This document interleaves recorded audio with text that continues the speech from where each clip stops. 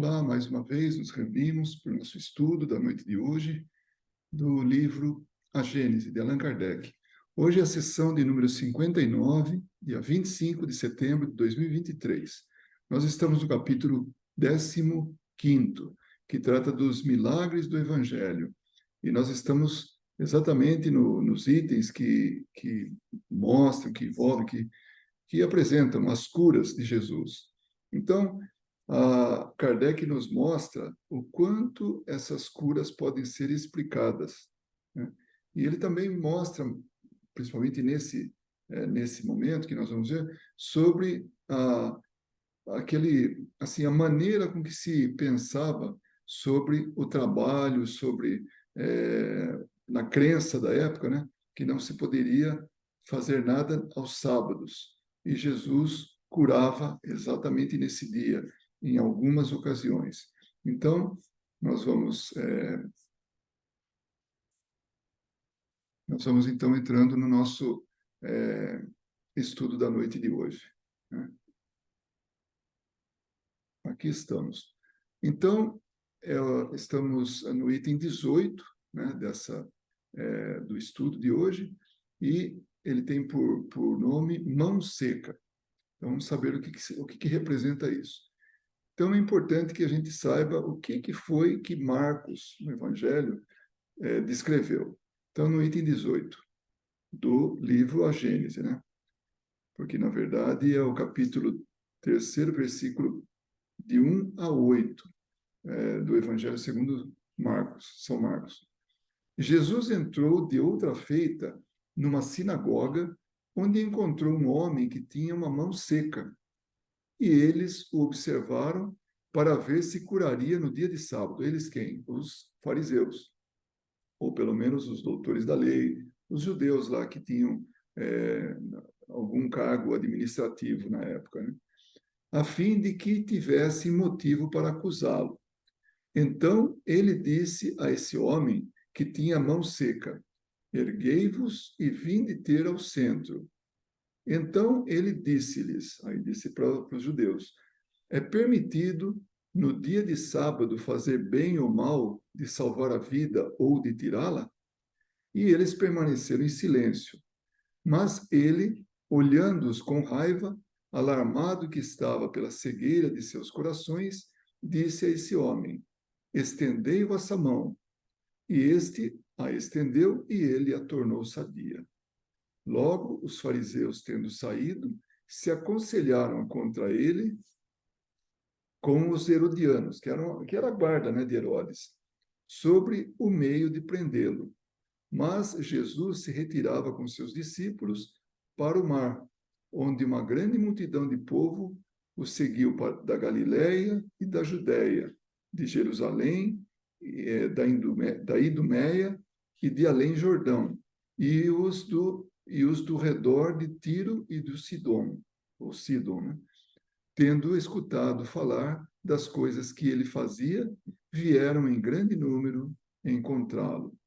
Então, como dissemos, esse é uma citação segundo Marcos. Bom, dá para perceber aqui aquilo que a gente falou no começo. Era um dia de sábado e, segundo a crença da época, né, e naturalmente alguns guardam até hoje, não se pode trabalhar no sábado, que é o dia de descanso. Então, são 6 dias na semana que se pode ter as atividades, mas no sábado, não. Tem que se guardar o sábado, e não pode trabalhar. Então, esse era o status, né? Essa era a posição na época, né, da religião dominante.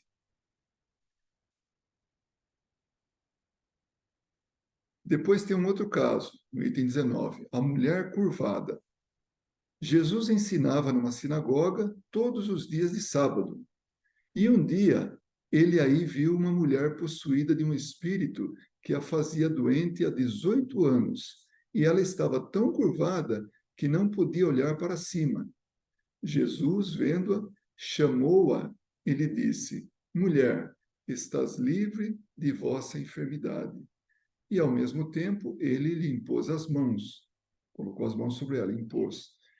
E estando logo ereta, ela rendeu glória a Deus.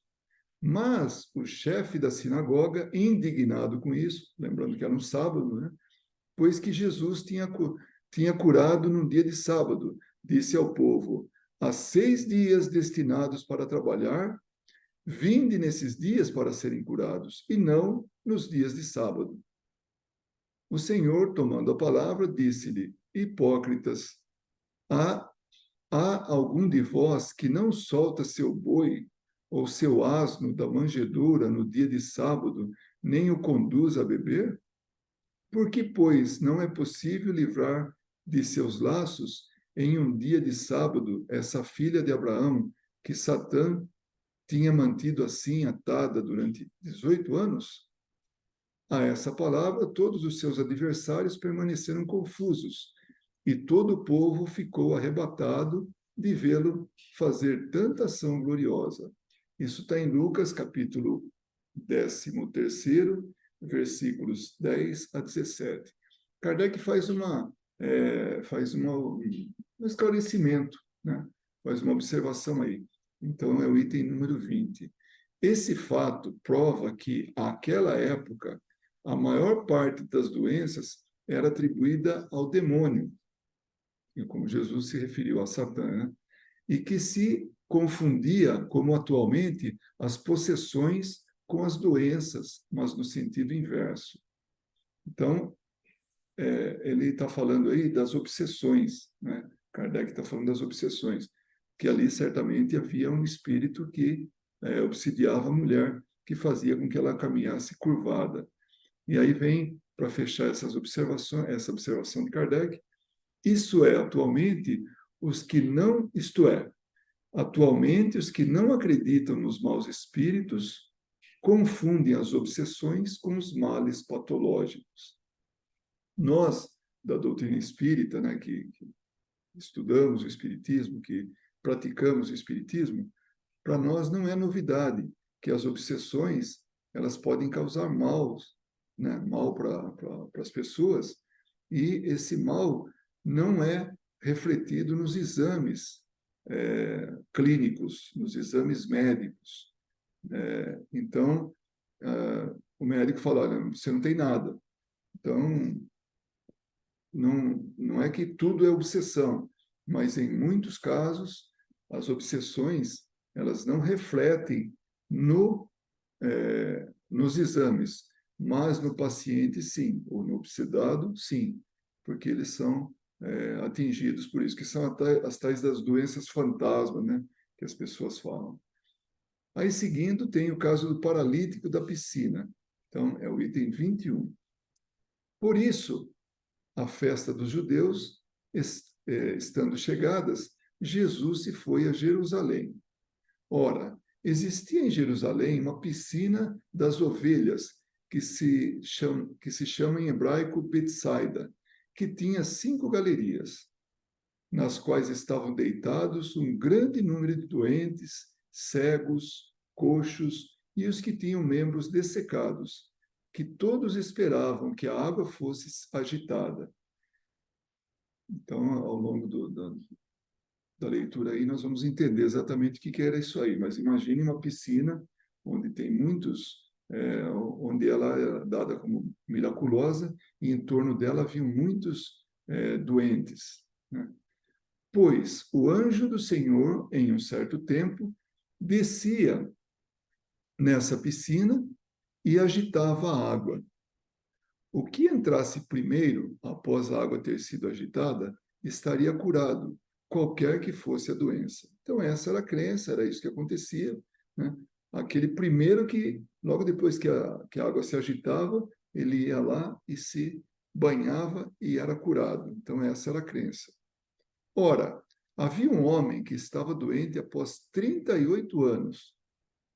Jesus, tendo-o visto deitado e conhecendo que ele estava doente após tão longo tempo, disse-lhe: quereis ser curado? O doente respondeu: Senhor, eu não tenho ninguém para me lançar na piscina depois que a água for agitada, porque todos aqueles doentes precisavam de ajuda, que alguém levasse até a piscina, ou aqueles que conseguissem se arrastar até a piscina, assim que fariam. faziam. Então, era um de cada vez que era curado, né? Então, vocês imaginem o que tinha de gente ali esperando a vez, e a água, esperando a vez que a água se agitasse. E esse doente disse que ninguém ajudaria ele, né? E conforme o tempo que eu gasto para ir até lá, um, um outro aí desce antes de mim. Jesus lhe disse: erguei-vos, conduzi vosso leito e caminhai. Num instante, esse homem foi curado e, tomando seu leito, começou a andar. Ora, esse dia era um sábado. Então, mais uma cura no sábado, que era o dia que não se podia fazer nada, não podia haver nenhum tipo de atividade. Então, era isso que pregavam os doutores da lei. Os judeus disseram, pois, aquele que tinha sido curado e hoje é sábado, não vos é permitido transportar vosso leito. Então, imagine um absurdo, né? A pessoa, Jesus fala, toma o seu leito e vai embora, né? E ele lhes respondeu, aquele que me curou disse-me, conduzi vosso leito e caminhai. Eles lhe contestaram, quem, pois, é esse homem que vos disse, conduzi vosso leito e caminhai? Mas aquele que tinha sido curado não sabia onde ele estava, já que Jesus havia se retirado da multidão de pessoas que estava lá. Depois, Jesus encontrou esse homem no templo e lhe disse, vede que estáis curados, estáis curado. Não pequeis mais no futuro, de modo que não vos aconteça coisa pior. Esse homem se foi encontrar os judeus e lhes disse que fora Jesus que o curara. E é por essa razão que os judeus perseguiram Jesus, porque fazia essas coisas no dia de sábado. Então Jesus lhes disse: meu Pai não cessa nunca de atuar ou trabalhar. Agora, e eu atuo ou trabalho também incessantemente. Isso está em João, capítulo 5, versículos de 1 a 17. Bom, de novo, era um sábado e Jesus irritava os judeus da época justamente porque ele agia contra aquela lei naquele momento, que não podiam trabalhar. Então, tinha que guardar o sábado. E ele curava, e ele fazia o que tinha que fazer, pregava, enfim, trabalhava. E dizia que o pai trabalhava e ele também trabalhava. O pai que é Deus, né? Deus nosso pai. E aí vem umas explicações de Kardec. Primeiro, ele conta, isso no item 22, piscina, do latim piscis, que é peixe. Dizia-se, entre os romanos, dos reservatórios ou viveiros onde se criavam peixes. Então, a origem da palavra piscina vem de peixe, criatório de peixe, ali que tinha, que se criavam peixes, né? Mais tarde, a acepção dessa palavra foi estendida aos tanques destinados aos banhos em comum. Então, as casas de banho que tinham piscinas, quer dizer, que tinham aqueles locais onde havia, onde havia água. Então, da origem do termo piscina, que era de viveiro de peixe, passou-se também a essa aqui, para banhos, para nadar, esse tipo de coisa, né?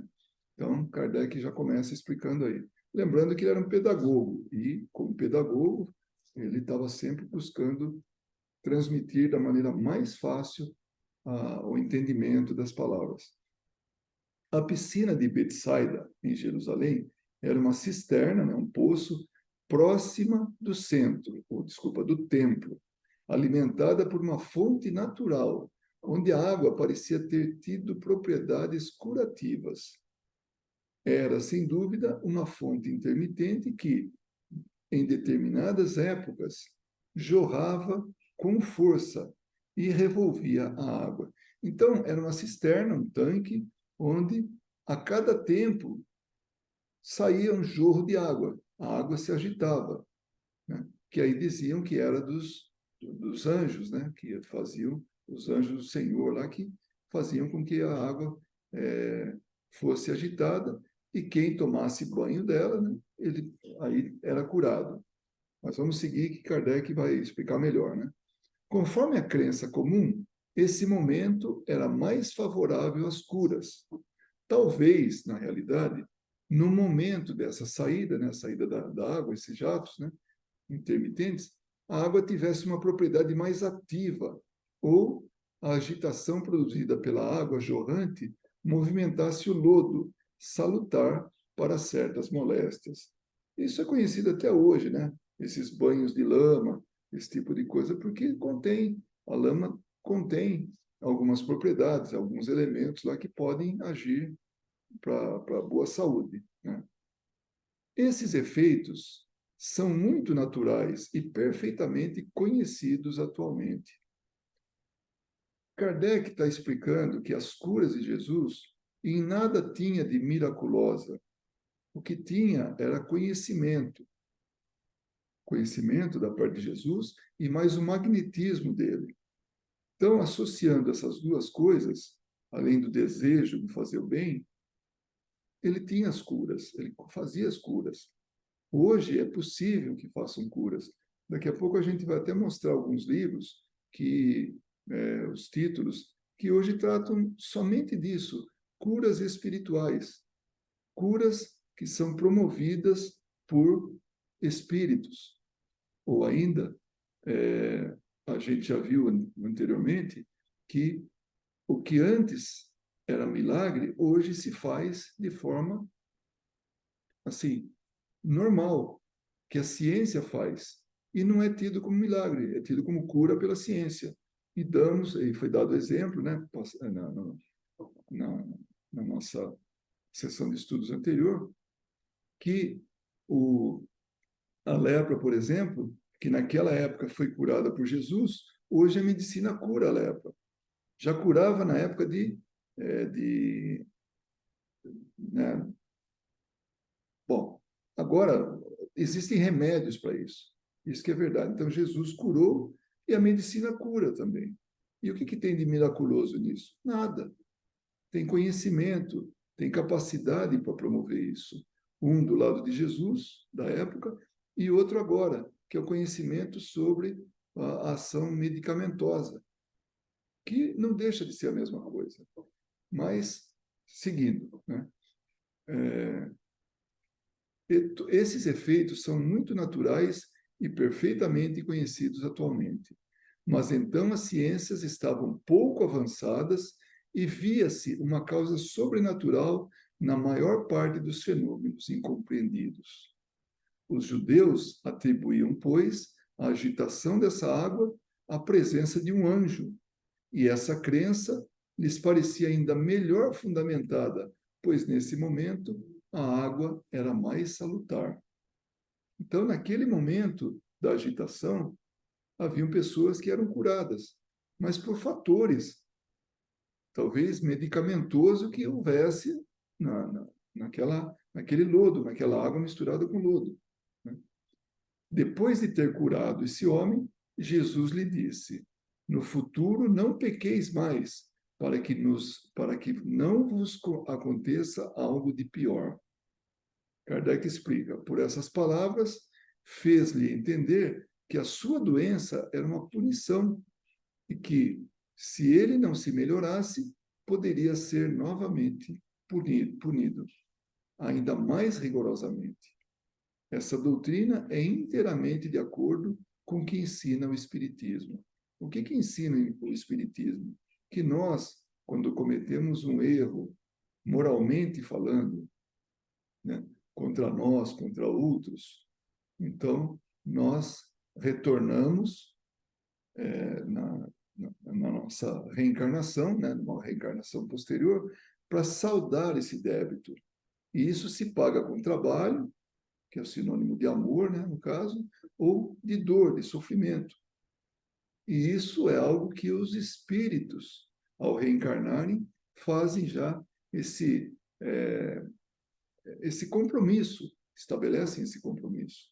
Então, por isso que ele fala, essa doutrina, né, isso tudo que foi falado aí, é inteiramente de acordo com o que ensina o Espiritismo. E, para terminar esse caso, né, do, do, da cisterna lá, né, da cura, da piscina, é o item 23. Jesus parecia escolher a tarefa de operar suas curas no dia de sábado, para ter ocasião de protestar contra o rigorismo dos fariseus, no tocante à observação desse dia. Então, Jesus fazia questão de curar nesse dia. Por isso, tem tantos exemplos aqui na Gênese, né, de Kardec, colocando isso. Porque é algo assim de forma e não de fundo. Forma porque é o externo, o exterior. Guardar o sábado, quando a gente sabe que a natureza não para, ela não para no sábado, ou qualquer dia que seja para descansar. Ela tem um sistema dela todo de preservar a energia, né, de produzir épocas do ano e tudo, mas ela não para nunca. Então, através da natureza trabalhando, dá para a gente fazer o paralelo com o que Jesus falou. O meu pai trabalha até hoje e eu também. Então, realmente, para ele não tinha dia. Ele trabalhava e pronto. Ele queria mostrar-lhe, ele queria mostrar-lhes que a verdadeira piedade não consiste na observância das práticas exteriores, a forma, né?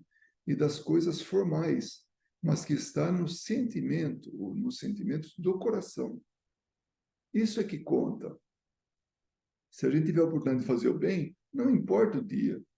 Ah, mas é meu dia de descanso.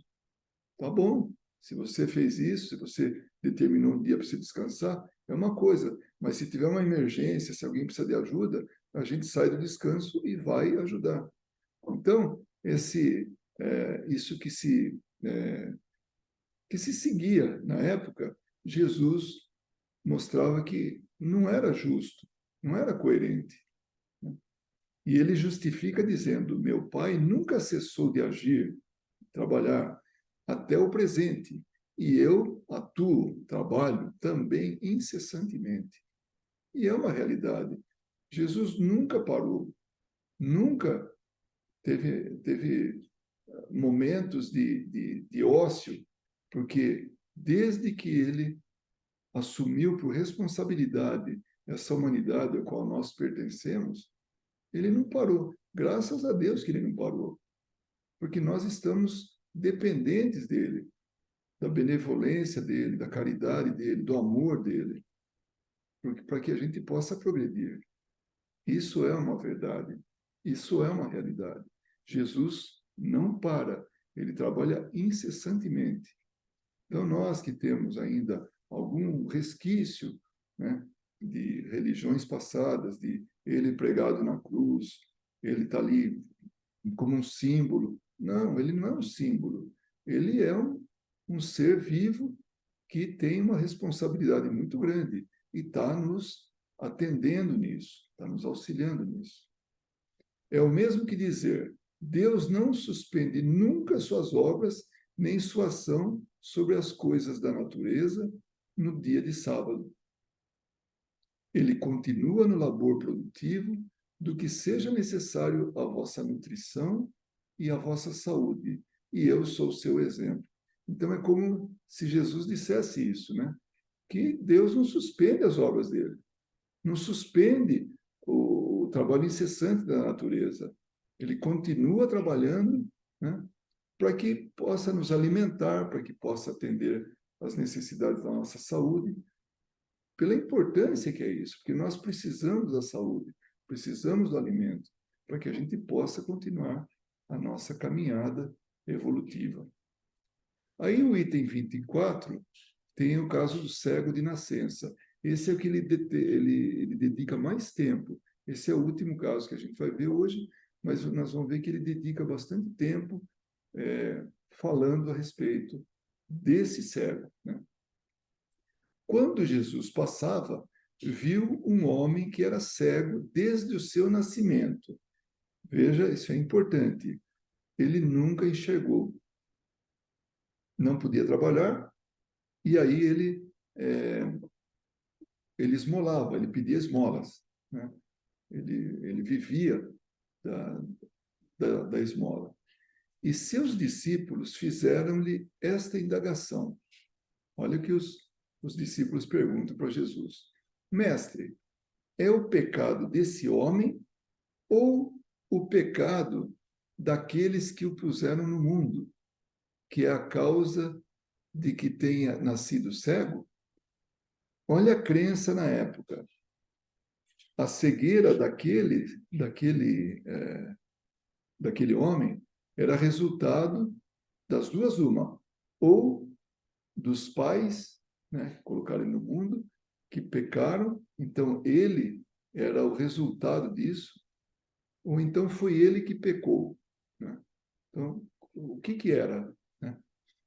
Aí Jesus lhes respondeu: não é nem que ele tenha pecado, nem aqueles que o puseram no mundo, mas é a fim de que as obras do poder de Deus brilhem nele. Poxa, quando a gente escuta isso, causa até um choque, né? Como é que Deus está fazendo, através da cegueira dele, que brilhe o poder de Deus, né? Então, que fique patente que seja isso. Mas aí, a gente, através do Espiritismo, nós entendemos que existem leis que a gente deve seguir. São as leis naturais, as leis de Deus. E quando nós nos desviamos dessa lei, certamente que precisamos de um pouco de energia adicional para que a gente possa voltar no caminho certo. E isso pode ser através da dor, inclusive, de sofrimento, de passar por algumas provações. Então, olhando por esse aspecto, fica mais fácil de entender. Possivelmente, esse cego esteja espiando alguma coisa do passado dele, lembrando sempre que não é um castigo, é um aprendizado para que ele possa ressarcir dos erros que ele incorreu no passado. Então, é muito importante que a gente tenha isso visto com bastante critério, com racionalidade, né? É preciso que eu faça as obras daquele que me enviou enquanto é dia.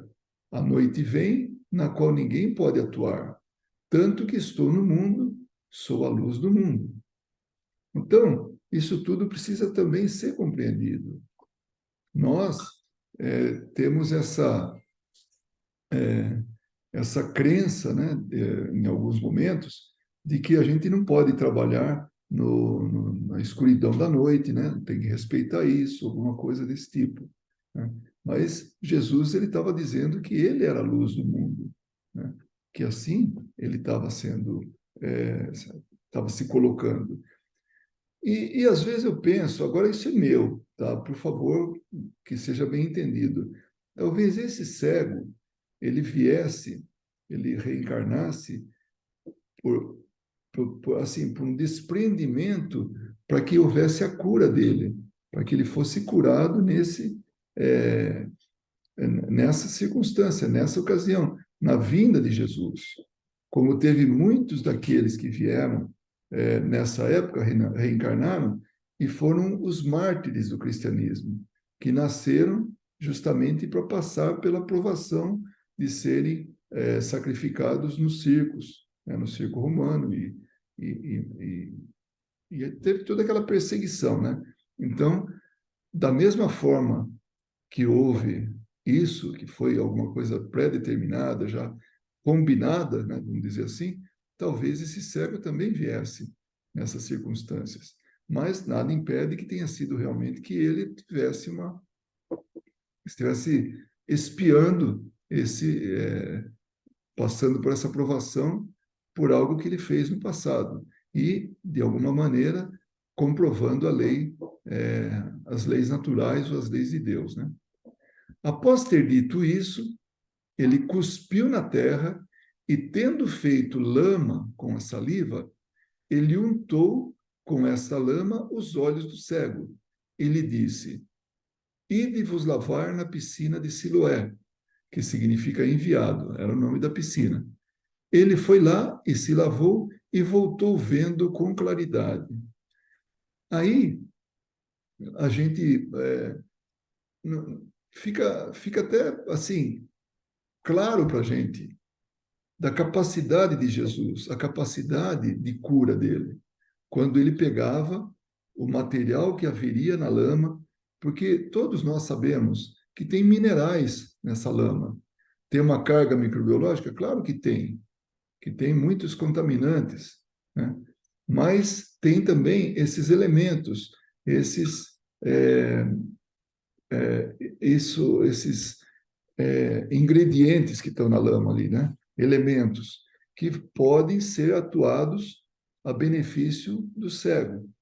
Então, ali, naquele momento, ele usou do magnetismo dele e mais o material que estava tanto na lama quanto na saliva e obteve a cura, né? Então, isso que a gente acredita, ou seja, não tem nada de sobrenatural, né? Seus vizinhos, que o tinham visto antes pedir esmolas, disseram: não é esse que estava sentado e que pedia esmola? Uns respondiam: é ele. Outros diziam: não, é um que se parece com ele. Mas ele lhes dizia: sou eu mesmo. Eles disseram-lhe então: como é que vossos olhos estão abertos? Ele lhes respondeu: esse homem que se chama Jesus fez lama e colocou em meus olhos e me disse: ide à piscina de Siloé e lavai-vos aí. Eu o fiz. Eu me lavei aí e eu vejo. Eles lhes disseram: onde está ele? O outro respondeu-lhes: não sei. Né? O cego respondeu. Então ele vai lá e conta e dá a prova, né, que era ele que passou por aquele processo de cura. Foi ele que teve os olhos assim é, submetidos, né, àquela lama, né, e depois vai lá, lava os olhos e volta, né, já enxergando. E foi o que aconteceu.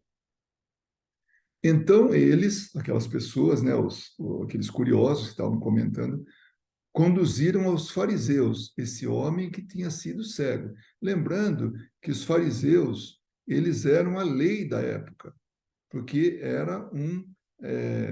era um governo teocrata, ou seja, era um governo que estava voltado assim para a religião. Então,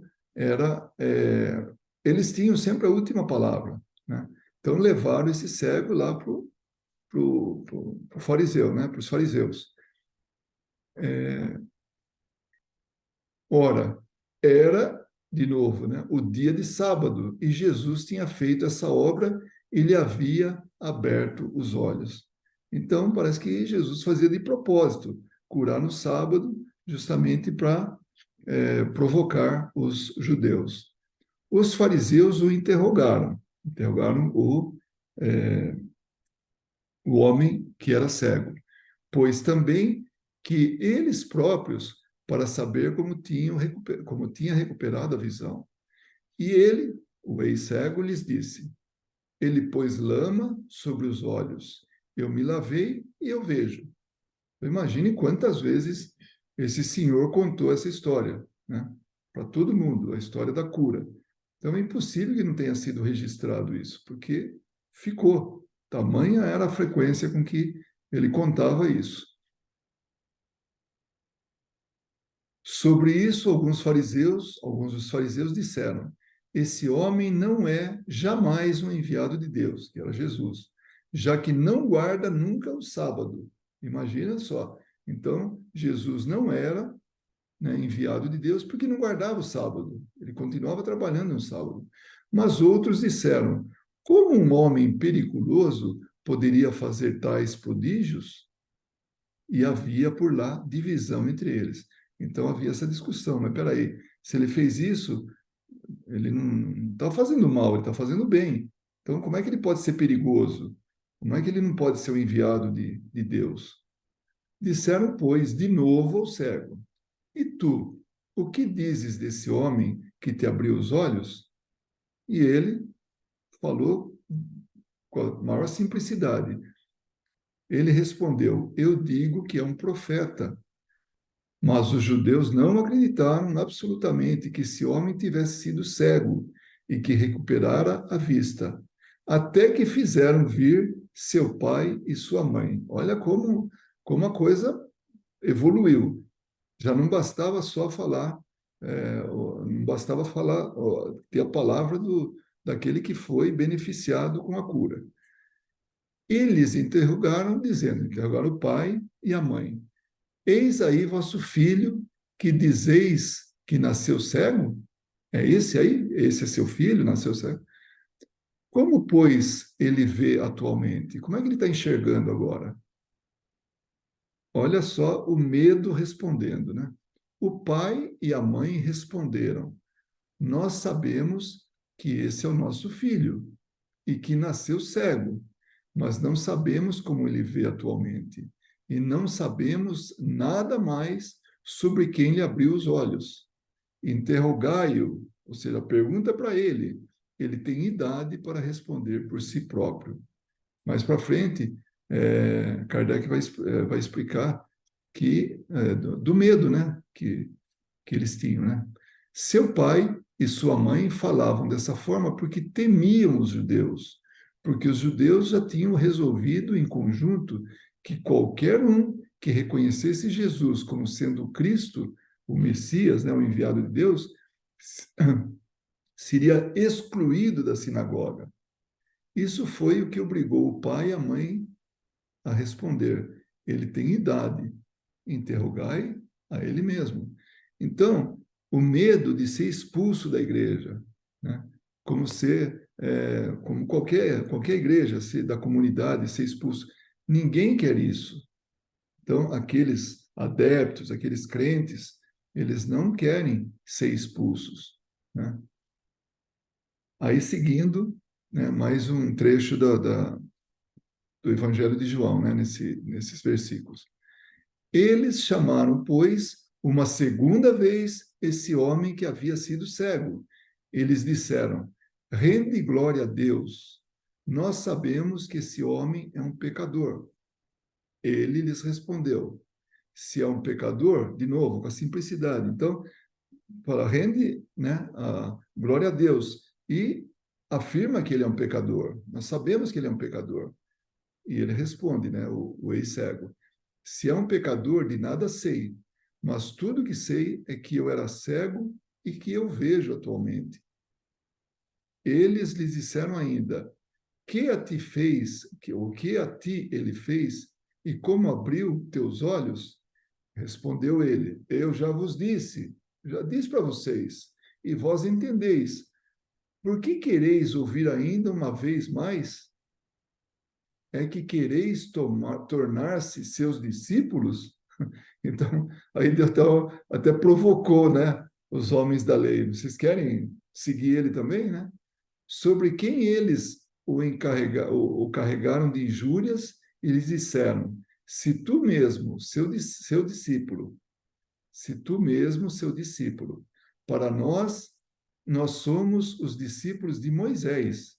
Ou seja, seja você discípulo dele, porque nós somos discípulos de Moisés.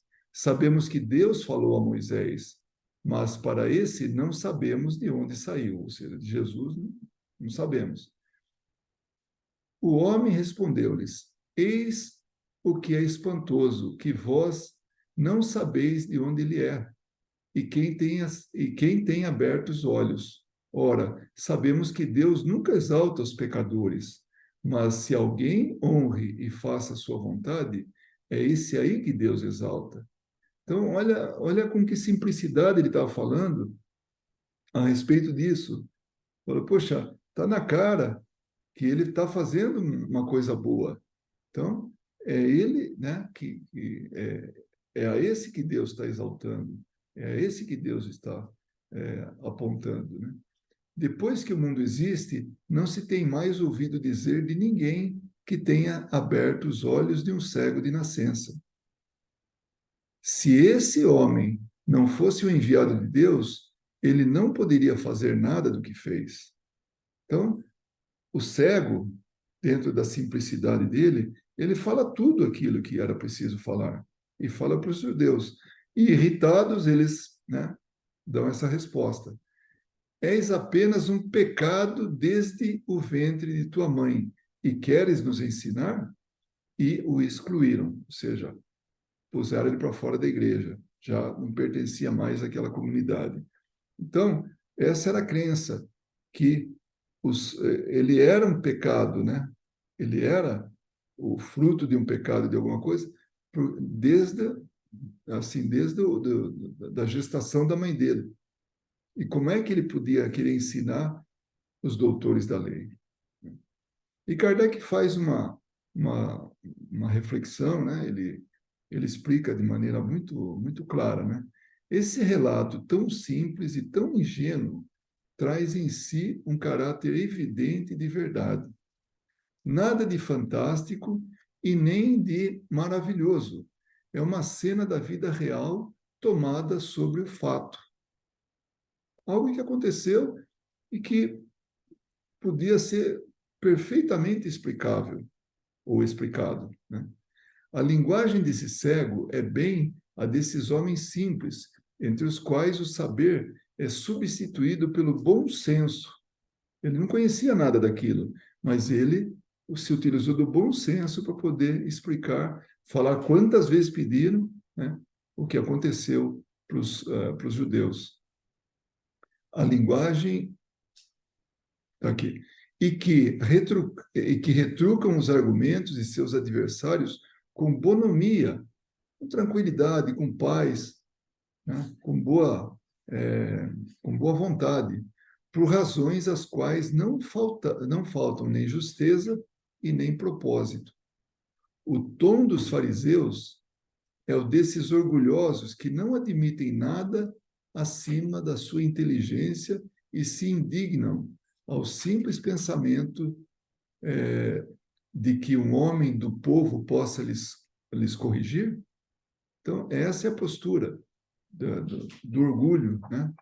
Salvo o colorido local dos nomes, se diria que esse fato é o do nosso tempo. Então, podia ter acontecido em qualquer época da humanidade.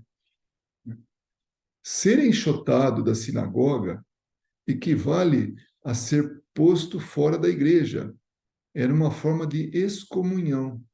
Então, ele foi excomungado, né? Se fosse na religião católica, por exemplo, que era da época que Kardec estava se referindo. Os espíritas, cuja doutrina é a do Cristo, interpretada conforme o progresso das luzes atuais, são tratados como judeus que reconheciam Jesus como Messias. Então, aqueles que reconheciam Jesus, é assim que a doutrina espírita estava vendo eles, né? No caso, o cego, e o oposto àqueles que excomungavam, né? Excomungando-os, coloca-os fora da igreja, como fizeram os escribas e os fariseus em relação aos partidários de Jesus.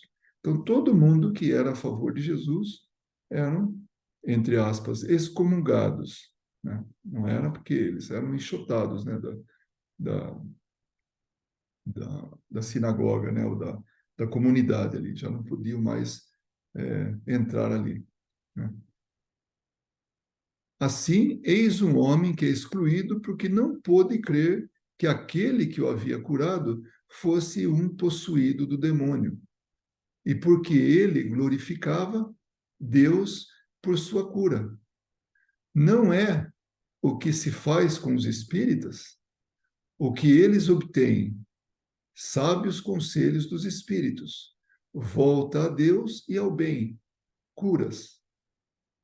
Mas tudo é tido como obra do diabo, e sobre eles lança-se maldição.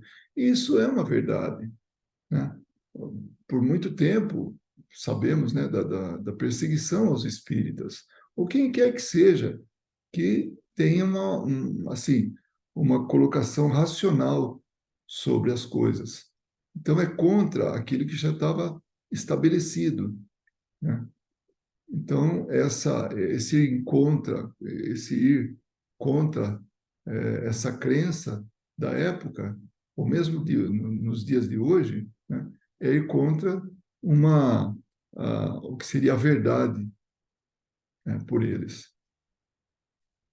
Aí Kardec continua: não viste padres dizerem do alto do púlpito que se torna melhor ficar incrédulo do que retornar à fé pelo Espiritismo?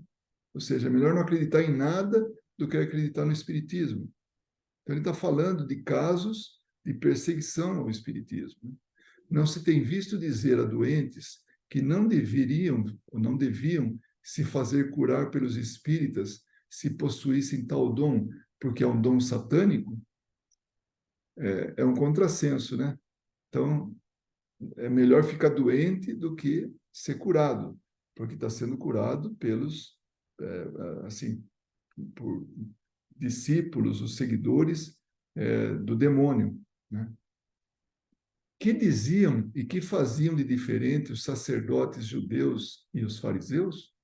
Então, ele está falando justamente daquela época, né? Na época de Jesus, e agora, na época de Kardec, 1800 e pouco, né? A segunda metade do século XIX.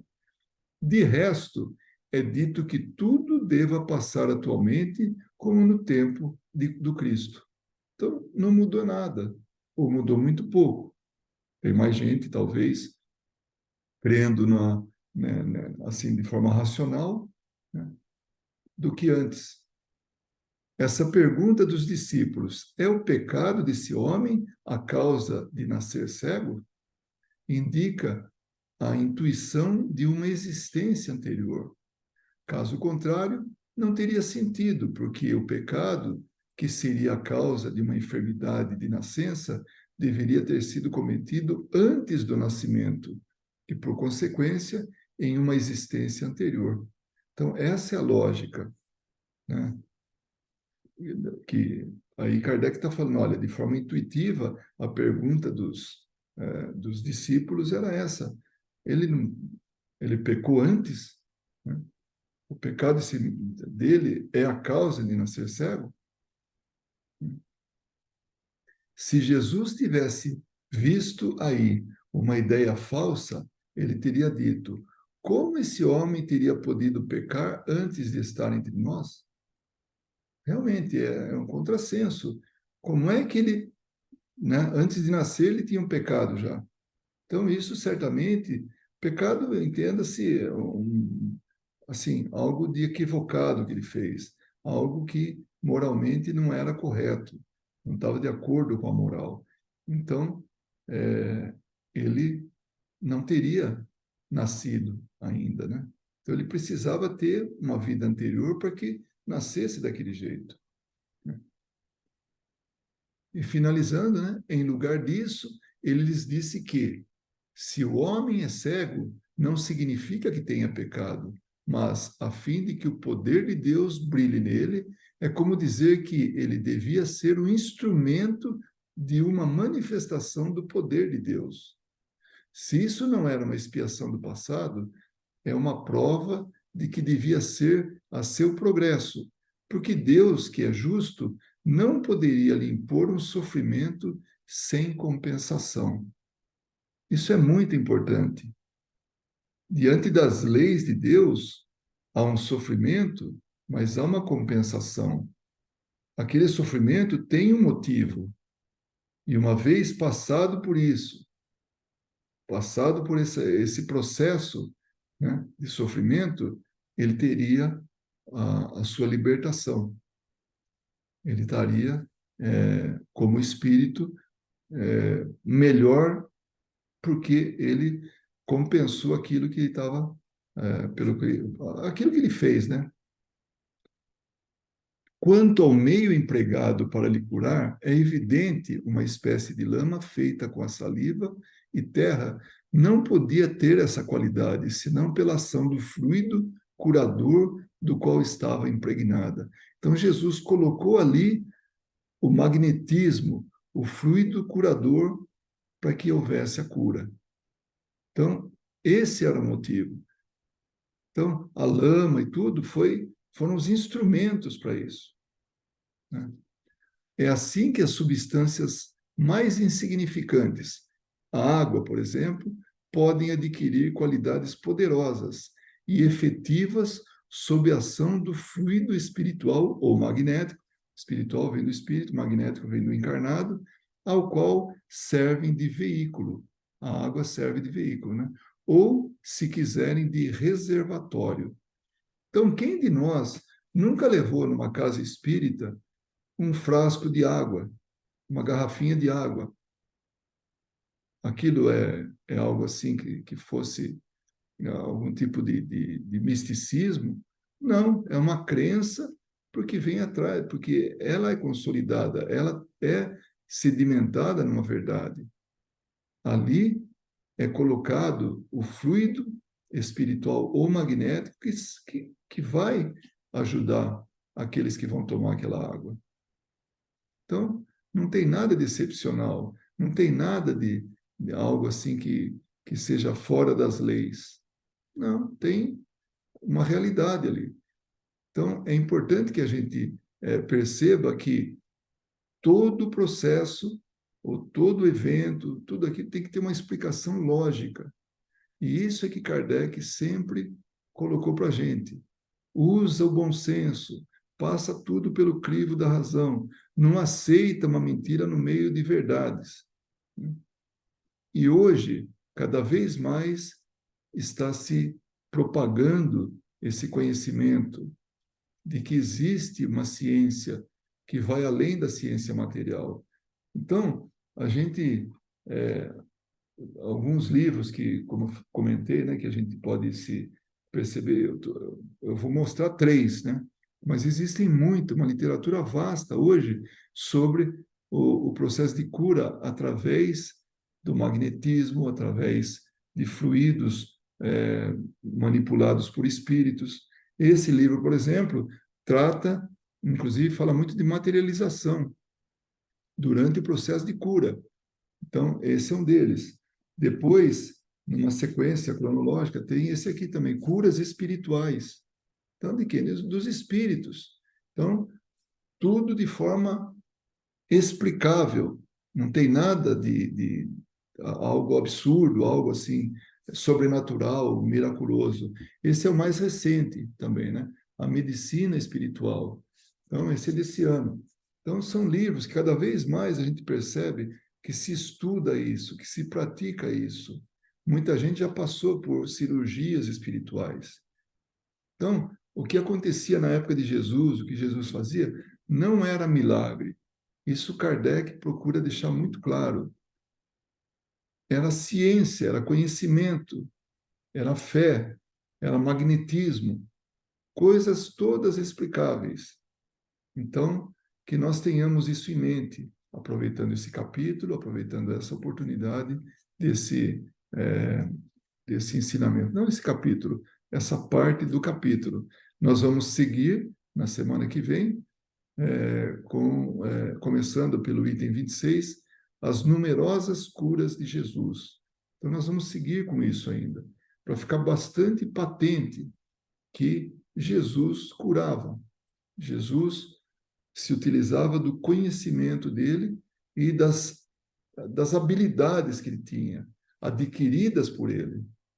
Espírito elevado que era, espírito superior que era. Então, esse era o nosso tema de estudo da noite de hoje, e eu agradeço muito a você ter chegado até aqui, ouvindo, né, assistindo a esse estudo, e que possamos estar juntos mais uma vez na próxima reunião de estudos. Que Jesus nos abençoe a todos, não somente a nós, mas todos aqueles que estão vinculados a nós. Muito obrigado.